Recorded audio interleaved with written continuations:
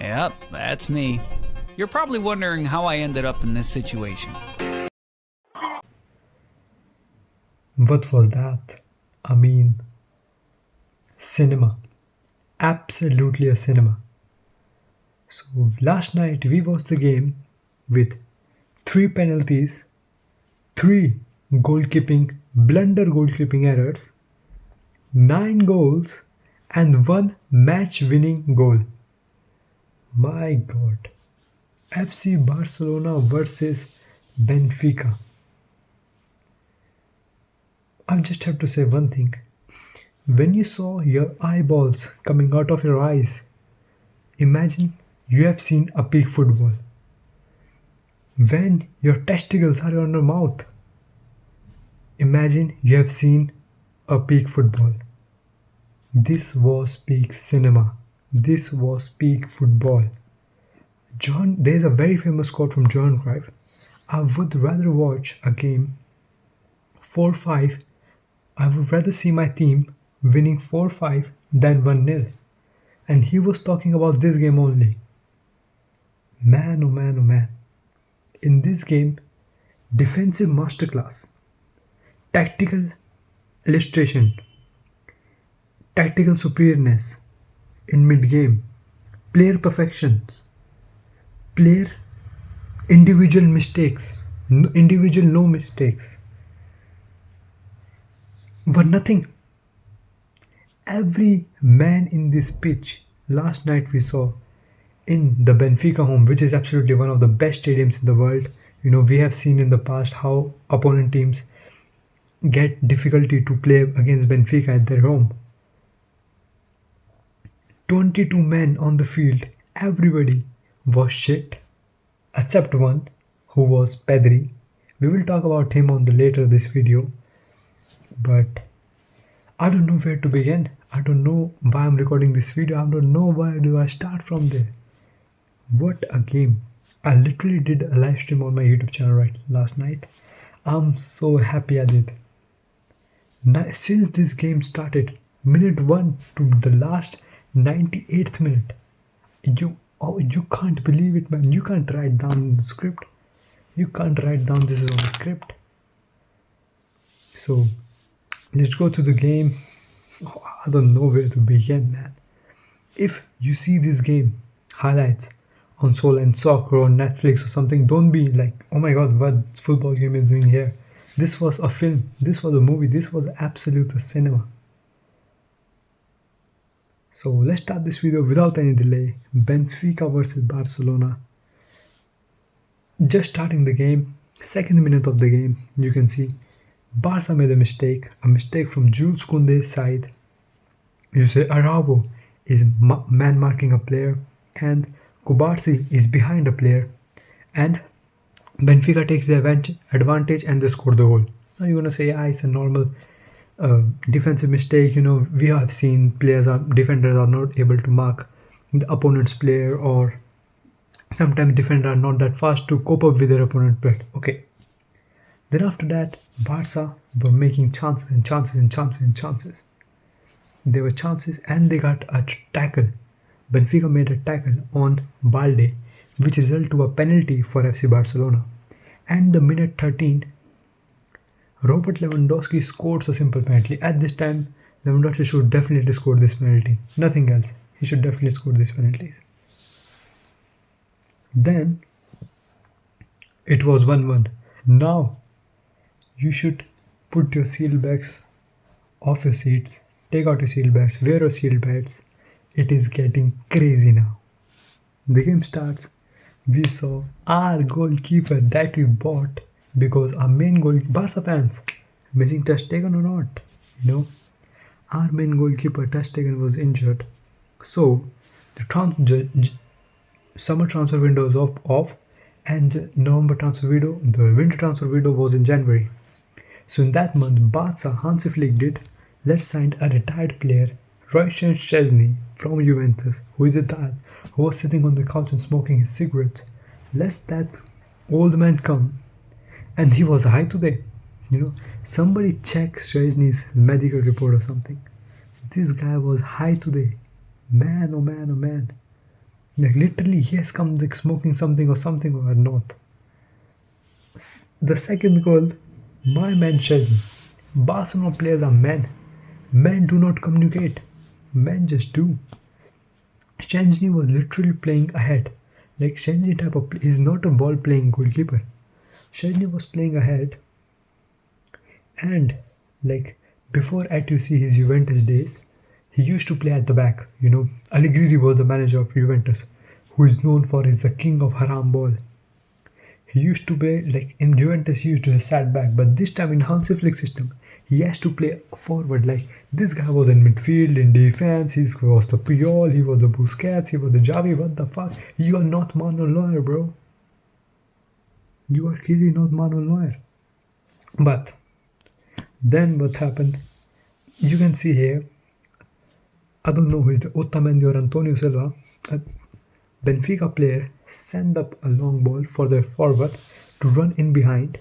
So our Balde, who was our fastest defender, who was changing him, our man goalkeeper, was literally ahead out there and injured Balde. Like they literally collided, injured Balde, and Vangelis Paldevis. Okay, Vangelis Paldevis. Oh, what the fuck is this his name? Vangelis Paldevis. Is his name or like Harry Potter spell or something? Like Vangelis Paldevis. Like scored a goal, the most easiest goal in football in his life. The most easiest goal. Scored the tap in, and it was 2-1. And then after that, Benfica avoided after 8 minutes after this whole incident that Roshan Chesney did, tackling his old teammate, making him injured, dropping diabolical performance. Just after 8 minutes after that, he gives it away penalty. I know there was something like it was like their right winger number 17. What's his name? I don't know what his name. He's Norwegian something. He literally, I don't know what was the need for that. I know it's a very soft penalty. I don't know it's given or not. It is controversial, but I think that player dives really impressive. The play that he dived was impressive. The penalty was given, and Benfica made it 3-1. Paldeves scored again, hat trick in just 30 minutes of the game. In just it's not even half time, and Benfica has scored. Paldeves have just scored hat trick. What a game for him, by the way. And this was such a funny performance, by the way, from Barcelona point of view. 3-1. It was the half time, like a diabolical performance. Then after that, Barca were creating chances. Barca were creating chances from both ends. And then Yamin Yamal was fouled again. He got a shot pull or something like that. He was fouled again. And then after that, the second goal for Barcelona. Just check out this goal, man. Their goalkeeper, then after that, after this incident happened, the Roshan Chesney was down now. He was not normal. He was behaving normal. I mean, the hangovers was down right now. The hit was different. He was not smoking anymore. Then, who was smoking? The other goalkeeper of the Benfica goalkeeper. Literally, I don't know what he was doing. He was in pressure. I don't think he was in pressure. When the scoreline is 3-1, nobody's going to be on the pressure. He wants to give a long pass, a clearance to the player, and the ball directly hits to the Rafinha head and back in. Like if you see the second goal of Barcelona, have you seen the goals in the YouTube thumbnails where you see someone's head is cutting down? There was a plane. This goal was like that. This goal was like that. Goalkeeper hit the Rafinha heads, it bounced it back and into the goal. I don't know how that happened. My man, Rafinha, lucky man. I can't. By the way, Rafinha's head game is too good. But the goal went in. Imagine not even a single striker in run football can finish that way. He can put a ball inside that goal, what Rafinha did last night. After that happened, again, Barcelona, no communication. Our men don't communicate. Men just play. Roshan Chesney and Araujo didn't communicate at all. They literally Araujo gives it away, own goal in like probably 68th minute or something, 64th minute or 68th, I don't remember. He gave an own goal, and the hopes of Barcelona was dying. You know, I've seen Barcelona a lot in my lifetime. I've seen when the scoreline in the Barcelona are 2 goals down. We have to score 3 more goals to win the game. You know, I know now Barcelona is going to do like they're going to build the play. Then they're going to be Ferran Torres. Ferran Torres coming to field. He's going to hit some post. The crossbar is going to be hit. The ball is going to hit the post, and the game is going to end home. This is going to happen. I literally imagine in my mind when the scoreline was 4-2. I didn't have any answer what Barcelona can do it right now. But then makes the change. Then after that, Barcelona was awarded another penalty. It was a soft penalty, by the way. People are saying, "I know, I see that there was a shirt pull or something like that." The shirt pull was there, and then Robert Lewandowski at this time he scored the goal.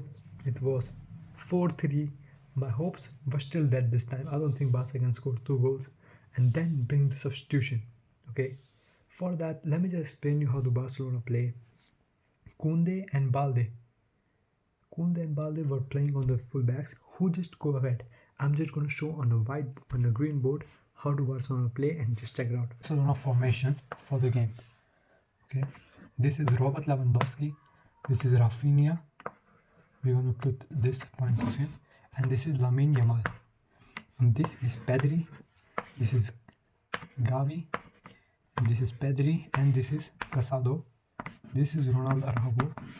This is Kunde, this is Pau Cubarsí, and this is Balde. So whenever Barca makes the attack, are on the behind of our wingers, okay? Are on the behind of wingers, which lets our attack formation going to this way.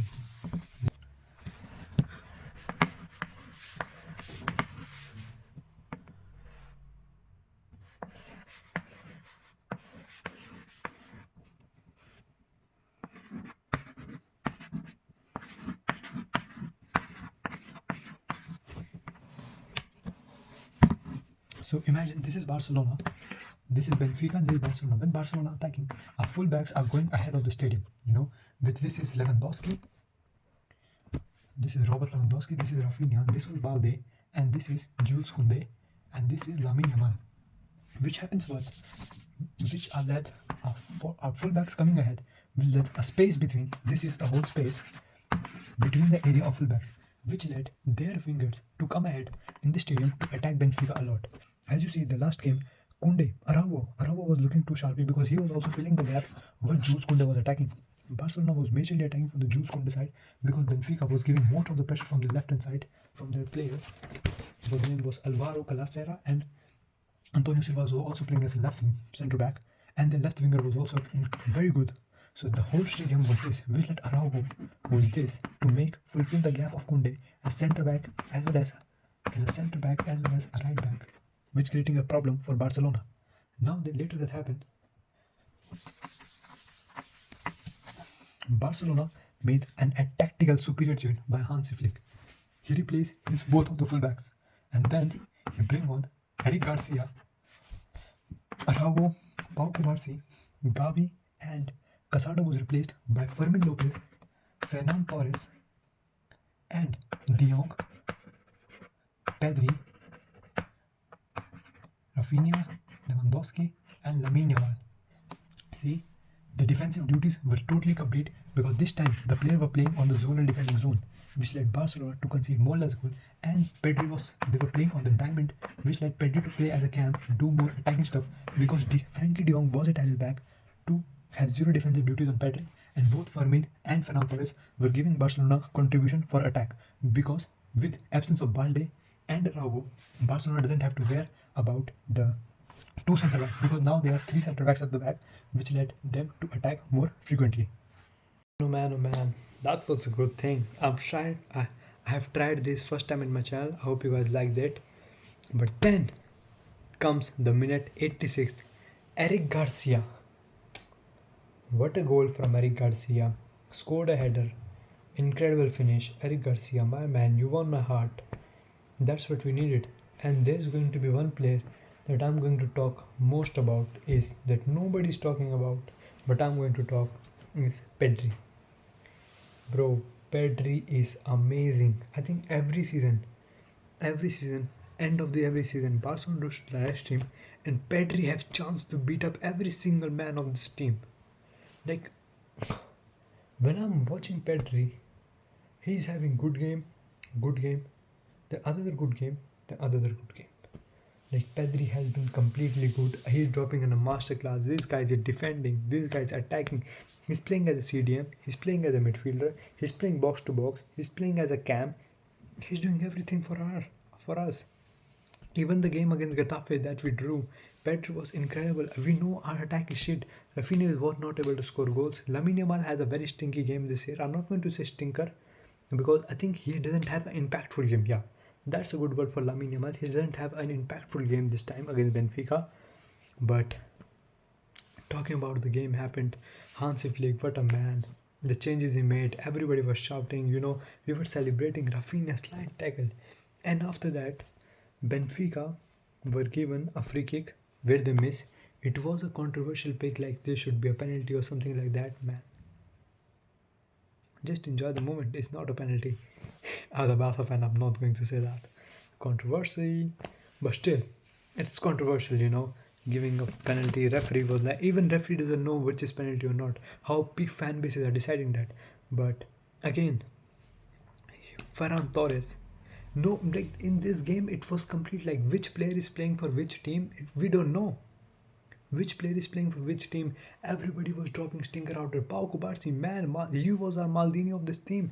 He was dropping stinker. Araujo, in this game I was also missing Imiago Martinez a lot. Araujo is not that ball playing defender. And as I said, Jules Koundé was left in too much space. Jules Koundé doesn't have also an impactful game this time. There were loads. Their left side of Benfica was too strong. And one player I have to shout out was the left back of Benfica, Alvaro Correa, something his name is. I'm not good at Portuguese pronunciation. And as well as the Antonio Silva had a very good game. Otamendi is also, and there's also a player in Benfica team. His name is also Araujo. What a team they actually played. Benfica actually played a very good game, by the way. And there was a player in Benfica team, a 36-year-old World Cup winner, World Cup Finals goal scorer, Copa America goal scorer, Copa America winner, Champions League winner, a very well-known player called Angel Di Maria, who came off the bench, let's see the time on the clock, 88th minute. He get a 1-1 chance against Royston Szczesny, who had a terrible game, to take it, and he missed. That was that moment where I have my heart beaten. When it was 4-4, if Angel Di Maria, that was an easy chance. That was not easy, by the way. It was a 1-1 challenge against Angel Di Maria versus Szczesny. He missed it. And then after that, I was getting hope. I was, please score the goal. And referee's whistle was on his mouth. He was about to blow. Ferran Torres, he just like blindly, he saw, oh, my teammate is up there. He just blindly threw a ball to him. That was Rafinha. And you guys see my reaction. Man, Rafinha, best player in the world, best Brazilian. This guy is going to win the Ballon d'Or. He has literally surpassed all the Ballon d'Or tickets last year. Who are the best? He has more goals than Rodri, fucking Vinny or something. But my man, Hansi Flick, what a system, man. To be honest, after this game, both of these players are going to be held beat up by their managers. They're completely going to destroy by their managers, man. It was a very bad game. As a Barca fan, I didn't like my team's performance today. I know we win. I know this. If you're a neutral football fan, you're going to love this game. But this game was not a game. It was a highlight. A 9-goal match. Incredible. And yeah, funny performance. Everything happened in this game. There was, at the end of the day, there was a red card too for a Benfica player who was sitting on the bench. So yeah, that's for this video. I don't care about you liking, subscribing. I had my day. Absolute cinema. Barcelona beat Benfica 4-5. What a score line. And yeah, see you all in the next video.